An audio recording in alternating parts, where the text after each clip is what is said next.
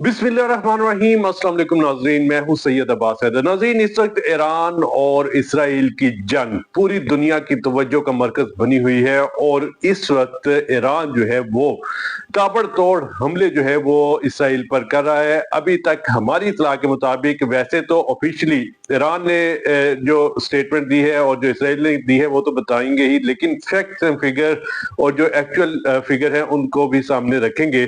इस वक्त जो इसराइली मीडिया के मुताबिक जो हलाकों की तादाद इसराइल में है वो तकरीबन 24 से जायद हो चुकी है, लेकिन एक्चुअल जो हलाकते हैं वो तकरीबन 800 से 1000 के दरमियान है। और साथ ही साथ अगर बात करें, इस वक्त जो बैलिस्टिक मिसाइल जो फायर किए गए हैं उनकी तादाद तकरीबन 620 के करीब जो मिसाइल हैं वो अभी तक इसराइल के मुख्तलिफ हिस्सों में, तल अवीव में, इसके साथ रफा में और दीगर इलाकों में जो है ये फायर किए गए हैं, जिनमें से ज्यादातर मिसाइल को हवा में इंटरसेप्ट करके जो है वो तबाह किया गया और कई मिसाइल जो सुपरसोनिक थे जिन्हें डिटेक्ट नहीं कर सका, आयरन डोम या फिर डेविड स्लिंग, वो गिरकर जो है वो जहां भी गिरे उन्होंने भरपूर तरीके से तबाही मचाई है। उसकी फुटेजेस भी सामने आ रही है। इस तरह का मंजर पेश किया जा रहा है जैसे गजा में तबाहशुदा इमारतें थी, वैसे ही अब इसराइल में है और इसराइली लोग जो है वो इससे काफी परेशान है। जब भी कोई मिसाइल या कोई ड्रोन इसराइल की तरफ आता है, सायरन बजना शुरू हो जाते हैं और वहां पर लोग जो है वो परेशानी की हालत में गारों में और जो रास्ते बनाए गए हैं, जो बंकर्स बनाए गए हैं, वहां पर जाना शुरू हो जाते हैं। इनकी फुटेजेस भी हम मुसलसल आपको दिखाएंगे जो हमारे पास है और बाकी चीजें हम देख रहे हैं।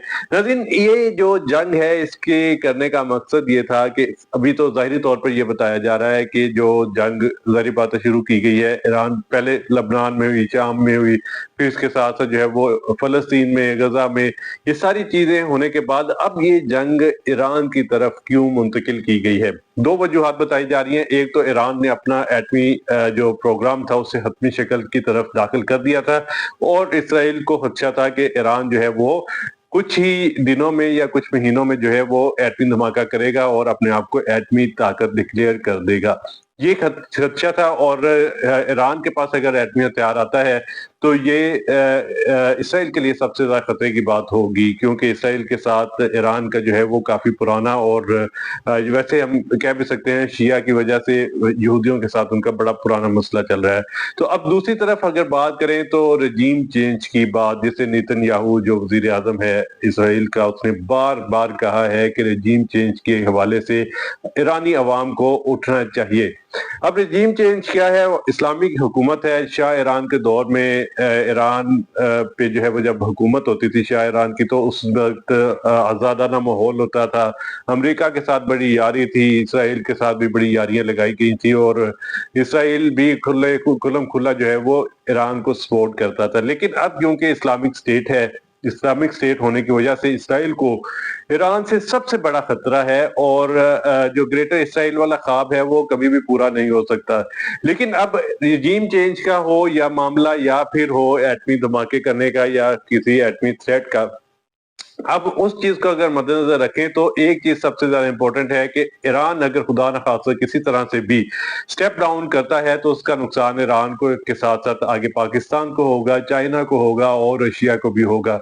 अगर खुदा न खासा ईरान के साथ कोई ऊंच नीच होती है तो उसके बाद अमेरिका भी अपने अड्डे बनाएगा यहाँ पर और साथ ही साथ इसराइल की इजारादारी होगी, तो इसे चीन भी बिल्कुल बर्दाश्त नहीं कर पाएगा और रशिया भी नहीं। इसलिए एक तरफ अमेरिका ने खुल्लम खुल्ला जो है वो अब ऐलान कर दिया है कि हो सकता है कि ईरान पर हमले के हवाले से इसराइल के साथ डायरेक्ट अमेरिका अटैच हो जाए और डायरेक्ट अटैक्स किए जाए।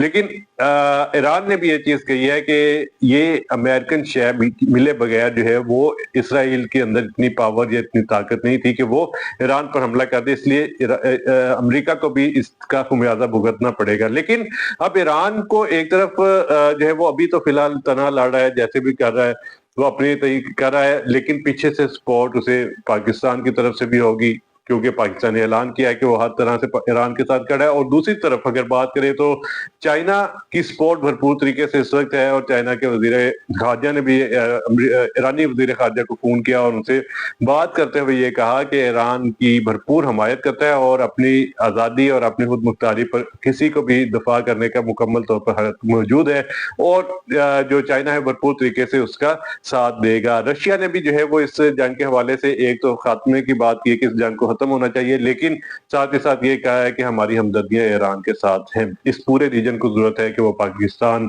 ईरान, चाइना, रशिया और दीगर जो मालिक हैं उनको चाहिए कि वो मिलकर जो है वो इस पूरे खिते की सेफ्टी के लिए काम करे, जिस तरह से चाइना भी कर रहा है। चाइना ने खुल्लम खुल्ला जो ऐलान कर दिया कि हम ईरान के साथ खड़े हैं। तो इसलिए अमेरिका की इजारादारी को यहाँ पर बिल्कुल कामयाब नहीं होने दिया जाएगा। अगर ईरान को जरूरत पड़ी तो डायरेक्ट भी जो है वो चाइना, पाकिस्तान और दीगर मालिक जो है वो इसके साथ अटैच होके अमेरिका और इसके अलाइज, इसराइल और इसके अलाइज को जो है वो निशाना बनाया जाएगा। अभी फिलहाल कैजुअलिटीज का सिलसिला जारी है। जाहिर बात है अगर इसराइल में अगर धमाके हो रहे हैं तो इनका डिफेंस इतना स्ट्रॉन्ग है, तो इसके बावजूद भी धमाके हो रहे हैं जिसकी वजह से वो परेशान है, और ये अपने आप को इस वक्त सलामती, इसराइल की सलामती के हवाले से भी स्टेट जाहिर करना चाह रहा है कि हम पे हमले हो रहे हैं, हम यानी वो बनना चाह रहा है कि हम पे हमले हो रहे हैं और हम भी मजलूम है। लेकिन ऐसी कोई बात नहीं है, उनके पास डिफेंस बड़ा मजबूत है। लेकिन ईरान अभी क्योंकि डिफेंस, एयर डिफेंस के हवाले से इसराइल से काफी पीछे था, लेकिन फिर भी भरपूर तरीके से कार्रवाई की जा रही है और किसी भी किस्म का कोई लूप होल नहीं छोड़ा जा रहा है। ईरान में भी कैजुअलिटीज भी हो रही हैं और इमारतों को नुकसान पहुंचा जा रहा है। लेकिन रफा में जो तेल की सप्लाई बंद होने से, जो ईरान ने अटैक किया था रफा में, तो रफा में तेल की सप्लाई बंद होने से जो इसराइल है उसे शदीद परेशानी का सामना करना पड़ रहा है। और अब दोनों तरफ से धमकियां दी जा रही हैं। यहाँ से कहा जा रहा है तेल अवीव को खाली करा दिया जाए क्योंकि वहां पर ईरान बड़ा हमला करेगा, और फिर इसराइल, ईरान बल्कि अमेरिका के प्रेसिडेंट डोनाल्ड ट्रंप ने धमकी दी है तेहरान को कि वो अपना कैपिटल तेहरान को खाली कर दे, क्योंकि यहाँ पर भी बड़े धमाके किए जाएंगे और वहां से लोगों का इनखला हो जाना चाहिए। तो अब दोनों तरफ से धमकी दे रही है, लेकिन आलमी ताकतें जो है वो कोशिश कर रही है दोनों के दरमियान जो है वो मामला को सॉर्ट आउट किया जाए और जो मामला है उन्हें टेबल में बैठ कर हल किया जाए। इतनी जानी नुकसान करवाने के बाद भी टेबल में ही बैठना है तो फिर अभी बैठ जाए ताकि मामला हल हो जाए। अपने मेजबान सैयद अब्बास को इजाजत दीजिए। इसी तरह की मजीद अपडेट्स और खबरें आप तक पहुंचाते रहेंगे और हमारे चैनल को लाइक और सब्सक्राइब जरूर कर दीजिए। अल्लाह हाफिज।